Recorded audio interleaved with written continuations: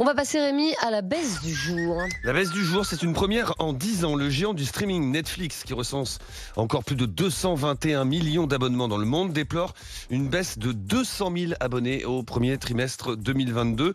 En cause, alors c'est même plus la suspension de son service en Russie, mais aussi la concurrence acharnée des autres plateformes. Le titre Netflix a chuté de 25% à Wall Street ces dernières heures. Thierry, est-ce que c'est juste un accident ou est-ce que ça va durer cette baisse? Ça risque de durer parce qu'en fait, il y a 4 raisons essentielles à la baisse de Netflix en bourse. La première, c'est la survalorisation de ces sociétés. Oui. Il y a une bulle, comme il y a une bulle Internet, il y a une bulle sur les plateformes.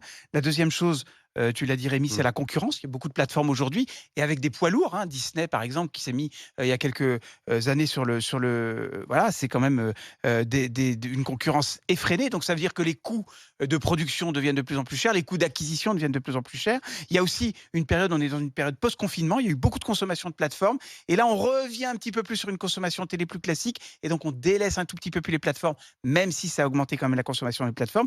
Et la dernière chose, c'est que le gain d'abonnés, elle a une limite, c'est-à-dire qu'au bout d'un moment, payer plusieurs abonnements, ça devient très cher et on peut pas gagner des abonnés. Donc tout ça explique. Il y a un copain qui avait des actions Netflix qui m'avait demandé il y a quelques semaines s'il fallait qu'il se débarrasse de ses actions Netflix. Je lui avais dit de les vendre parce que je pense qu'à un moment on atteint un niveau et là on atteint ce niveau-là. C'est vrai que c'est super intéressant par rapport à la surévaluation du cours de l'action Netflix. Netflix, depuis sa création, n'est pas bénéficiaire. Mais non. Et pour autant, les marchés financiers croient en la capacité à ce que plus tard Netflix devienne on parle de l'arrivée de la pub là, dans Netflix. Oui, parce que c'est la dichotomie qui peut avoir. Vous avez 221 millions d'abonnements. J'imagine que les pubs elles vont être très chères. Pour une société qui n'a jamais été bénéficiaire. C'est-à-dire que les marchés financiers estiment que Netflix, à terme, pourra rapporter de l'argent, peut-être à travers la publicité ou autre.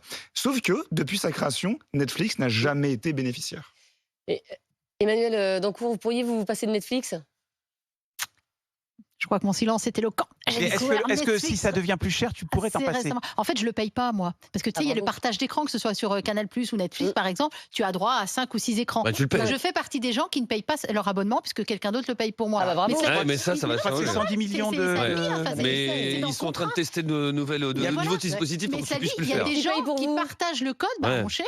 Il y a des gens qui partagent les codes et là, pour le coup, il y a un énorme manque à gagner. C'est plus de 100 millions de personnes qui utilisent Netflix sans le payer. Sauf que c'est pas une erreur de la part de Netflix. C'est-à-dire qu'aujourd'hui, tu es devenu captive. Gratuitement, tu es devenue captive. Et le jour où ils vont mettre en place de nouveaux dispositifs, tu t'abonneras. Ah ben c'est sûr. Je suis fini.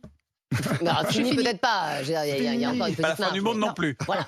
Mais enfin, en revanche, l'arrivée de la pub sur Netflix, je ne suis pas contente du tout. Il y aura sans doute 2 systèmes. Un abonnement moins cher avec pub et un abonnement plus cher avec sans pub. Donc je vais devoir payer plus cher et ça ne m'arrange pas. Voilà.